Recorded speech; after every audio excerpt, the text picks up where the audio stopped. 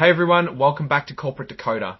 Today we're diving into a filing from EBR Systems. I hope you're ready for some corporate deep diving because this one has a plot twist involving stock options and the amount is large enough to make you need a defibrillator. This Form 8K filing reveals EBR Systems held its annual meeting, where stockholders voted on some pretty important proposals, including changes to the company's leadership liability and some significant stock option grants. We're going to break down what these votes mean for the company and its future. If you're interested in understanding the moves behind these companies, subscribe to stay updated. Join our Discord community linked in the description below for deeper discussions. First up, this is a Form 8K report, a document companies file with the Securities and Exchange Commission to announce major events that shareholders should know about. This particular report is related to the annual meeting and some important decisions that were made there. Now, let's talk about some key changes, like a change to the rights of security holders. Specifically, it seems like there was a change to the company's rules around who can be held liable. One of the major things that the stockholders voted on was an amendment, a change to the company's rules to limit the liability of officers. This means that the company is trying to protect its leaders from certain types of lawsuits or financial responsibility.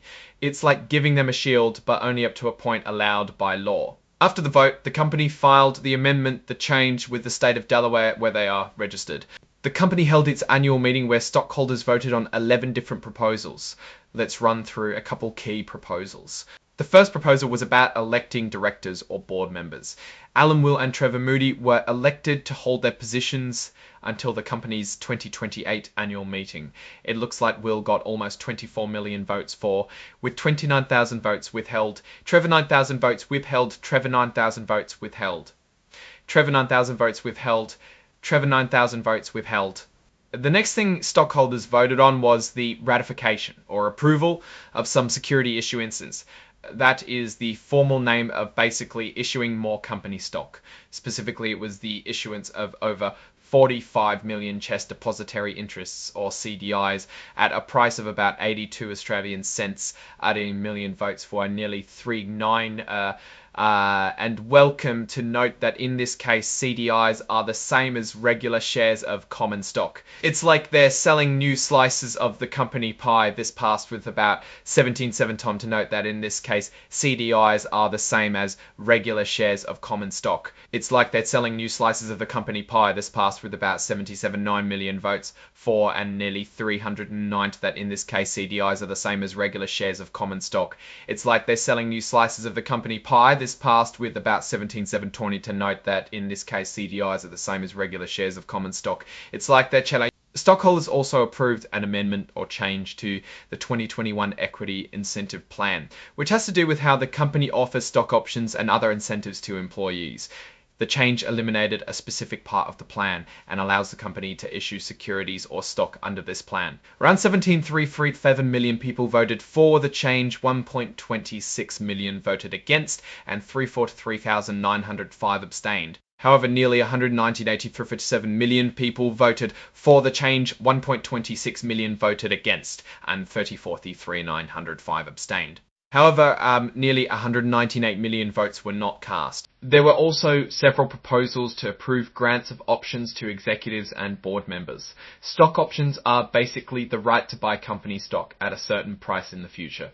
Let's review a few, as the company did not provide actual dollar amounts, so we can't do a true apples to apples comparison. Just note that the total number of votes cast is generally comparable for each option grant. John McCutcheon, who is the Chief Executive Officer, was approved to receive options equal in value to over $1.2 million. This was approved with about 174 million votes for, 58,414 votes against, and 389,369 abstentions. Close to 19.8 million votes were not cast. Alan Will was approved to receive options equal to about $137,500. About 178,969 abstained. Again, nearly 19.8 million votes were not cast. Karen Drexler was approved for options equal in value to $112,500 US. This one was approved with 179 abstentions, along with nearly 169 abstentions, along with nearly 169 abstentions, along with nearly 198 million uncast votes. Trevor Moody was also approved to receive options equal to $112,500. The results show nearly 173.5 million for around 1.4 million against and 420,869 abstentions. Once again, nearly 189 shares were not cast. David Steinhaus was approved to receive options equal in value to $112,500. There were 173.4 million for, about 1.4 million against, and 440,869 abstentions, with around 19.8 million uncast votes. Bronwyn Evans was approved to receive options also equal to $112,500, but in this case going to a holding of hers. It received about 22 million votes for nearly 1.5 million against and 423,109 abstentions. It's notable that in this case the amount of uncast votes was drastically lower, with 168.9 million shares not cast. Lastly, Chris Nave was approved to receive options worth $112,512 that would go to an entity of his rather than himself. This proposal received about 108 million votes for, around 1.4 million votes against, and 169 abstentions. About 19 million votes were not cast. Finally, the stockholders also approved an amendment to the company's rules to limit the liability of officers to the maximum extent allowed by law. This measure passed with about 250 votes against and almost 1 million abstentions.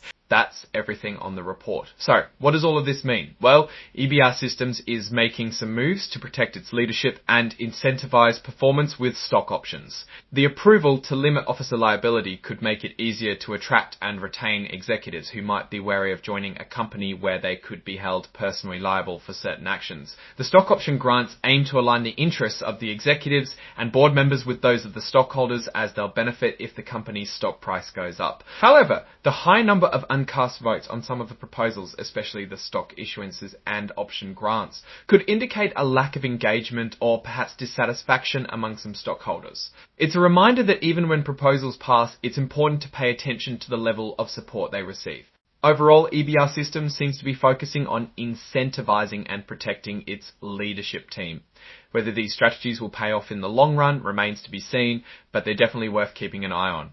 Alright, that's our breakdown of EBR Systems' latest filing. What's your take on these numbers and what they signal for the company's future? Drop your thoughts in the comments. If this analysis was valuable, hitting that like button really helps, and subscribe for more deep dives. Don't forget to check out the Discord in the description. Thanks for watching. See you next time.